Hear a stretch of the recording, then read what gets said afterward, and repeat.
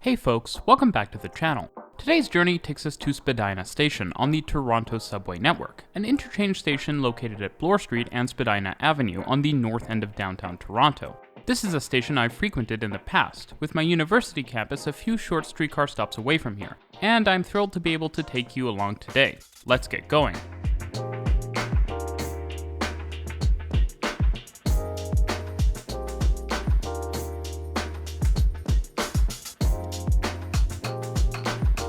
Spadina Station is arguably one of the most iconic stations on the TTC subway network, with its large footprint and the infamous Spadina walkway, as well as its connectivity, being one of the three interchange stations between lines 1 and 2, having an underground streetcar platform as well as a number of bus routes. The station, or at least the older Line 2 portion of the station, has been open for more than half a century now, and currently ranks 14 out of 75 in terms of ridership, owing to its connectivity.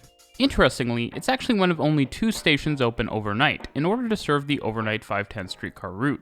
We're starting our tour today with the primary entrance and station building of the station, located just north of the Bloor-Spadina intersection on the east side of the street. The scale of the station also comes with quite a sizable station building, with a very nice red brick facade facing the street and a large footprint to accommodate a bus loop around it. This is a really common layout for stations on Line 2.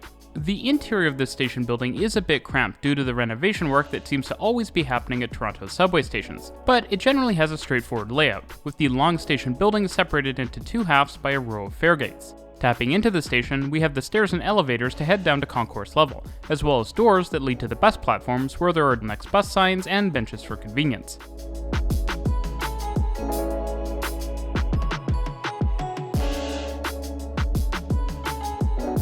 At the other end of the station building is a set of three wood carvings. Before we head underground, there's also a similarly structured station entrance across the street, except instead of a bus terminal, it's got a public parking lot for company, and it's automated, so no ticket booth is present.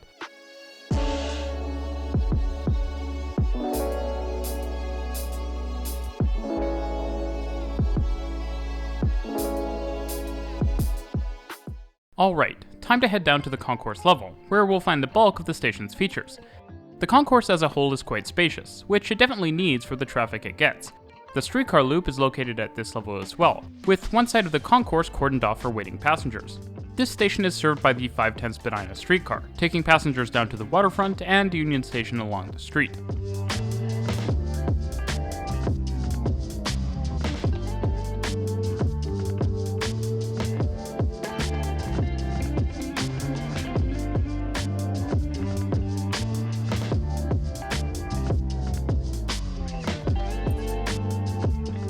Other amenities here include a convenience store and a bakery, which has unfortunately been shuttered, but surprisingly no washrooms in sight. We're at the southern end of the station complex, and vertical access to each of the platforms are on either side of the concourse. Of course, the infamous tunnel to get to the Line 1 platforms is also here, but we'll save that for later in the tour. For now, let's head down one of the Line 2 platforms to see what they have to offer, which actually isn't a whole lot, with most stations from this era being incredibly similar.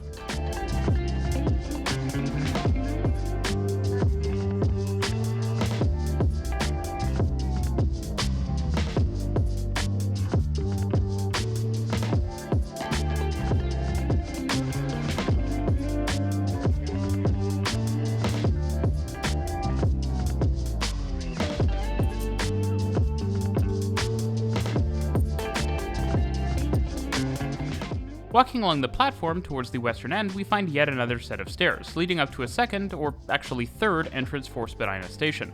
This one is further down on Bloor Street at Walmer Road, and is quite a modern-looking entrance building, with only presto access, allowing riders to access the station without having to go all the way over to Spadina.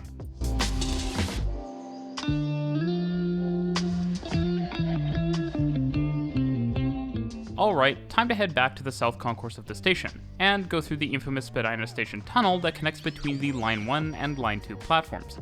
We've already talked about the tunnel a fair bit on this channel, particularly when talking about unfortunately not so great interchange stations.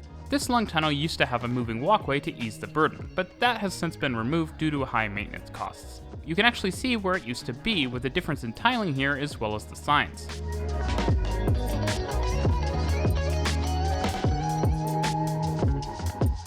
At the end of the corridor is yet another concourse, but this time just big enough to fit some benches and maps, as well as stairs and escalators on each side for the north and southbound platforms of Line 1. Indeed, Line 1 also has side platforms here at Spadina Station, featuring much of the same amenities, although it is worth noting that this side of the station is not accessible, which is something we really need to get sorted out.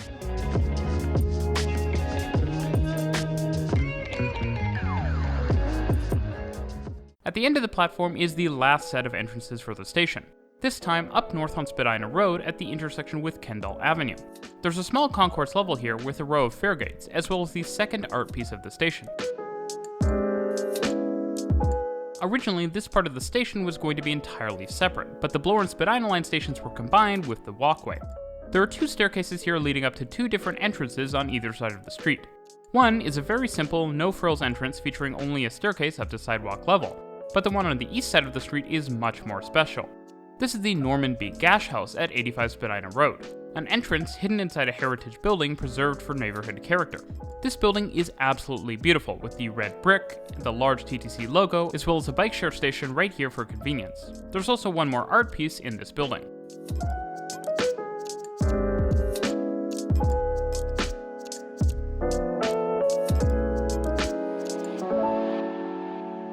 That about wraps it up for Spadina Station.